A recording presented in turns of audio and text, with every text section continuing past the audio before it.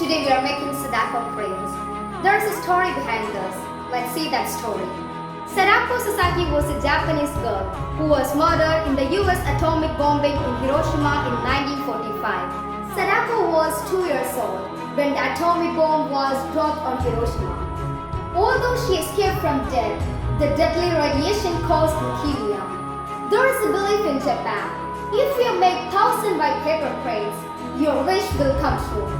Accordingly, Sadako sat on hospital bed and started to make paper cranes to overcome the illness. However, she came to death after making 644 cranes. Later, her friends completed the number 1,000 and cremated the cranes with her. Later, Sadako and her origami cranes became known all over the world as a symbol of world peace. Hiroshima ദിനം ചരിത്രത്തിന്റെ ഒരു കണ്ണുനീർത്തുള്ളി. 1945 August 6 രണ്ടാം ലോക മഹായുദ്ധത്തിന്റെ അവസാന ഘട്ടം. ലോകമെമ്പാടും യുദ്ധം രൂക്ഷമായി തുടരുകയായിരുന്നു. ജപ്പാൻ യുദ്ധത്തിൽ തുടർന്നിരുന്നതിനാൽ യുദ്ധം വേഗത്തിൽ അവസാനിപ്പിക്കണമെന്ന ലക്ഷ്യത്തോടെ അമേരിക്ക ജപ്പാനിലെ ഹിരോഷിമ നഗരത്തിന് മുകളിൽ ലിറ്റിൽ ബോയ് എന്ന പേരിലുള്ള ലോകത്തിലെ ആദ്യ യുദ്ധകാല ആണവ ബോംബ് വർഷിച്ചു. ഏതാനും നിമിഷങ്ങൾക്കുള്ളിൽ ഒരു നഗരം ചാരമായി. ആയിരക്കണക്കിന് ആളുകൾ തൽക്ഷണം മരിച്ചു. തുടർന്ന് വികിരണത്തിന്റെ ആഘാതത്തിൽ 10,000-കണക്കിന് ആളുകൾക്ക് കൂടി ജീവൻ നഷ്ടപ്പെട്ടു. യുദ്ധത്തിന്റെ ഏറ്റവും ഭീകരമായ മുഖം ലോകം അന്ന് കണ്ടു.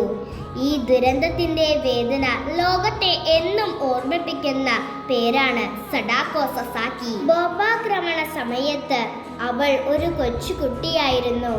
വർഷങ്ങൾക്ക് ശേഷം വികിരണത്തിന്റെ ഫലമായി അവൾക്ക് ലുക്കീമിയ ബാധിച്ചു. ജപ്പാനിലെ ഒരു പഴയ വിശ്വാസമനുസരിച്ച് 1000 കടലാസ് കൊക്കുകൾ ഉണ്ടാക്കുന്നവരുടെ ആഗ്രഹം സഫലമാകുമെന്നാണ് കരുതപ്പെടുന്നത്. ആ പ്രതീക്ഷയിൽ സഡാക്കോ കടലാസ് കൊക്കുകൾ ഉണ്ടാക്കാൻ തുടങ്ങി. എന്നാൽ അവളുടെ സ്വപ്നം പൂർത്തിയാകുന്നതിന് മുൻപ് അവൾ വിട പറഞ്ഞു. പിന്നീട് അവളുടെ സുഹൃത്തുക്കൾ ആ സ്വപ്നം പൂർത്തിയാക്കി. ഇന്ന് ആ കടലാസ് കൊക്ക് ലോകമെമ്പാടും സമാധാനത്തിന്റെയും പ്രത്യാശയുടെയും പ്രതീകമാണ്.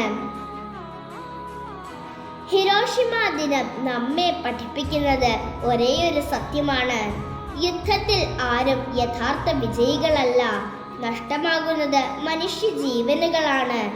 അതുകൊണ്ട് വിദ്വേഷത്തിന് പകരം സ്നേഹവും യുദ്ധത്തിന് പകരം സമാധാനവും തിരഞ്ഞെടുക്കുന്ന ഒരു ലോകം നമുക്ക് ഒരുമിച്ച് സൃഷ്ടിക്കാം.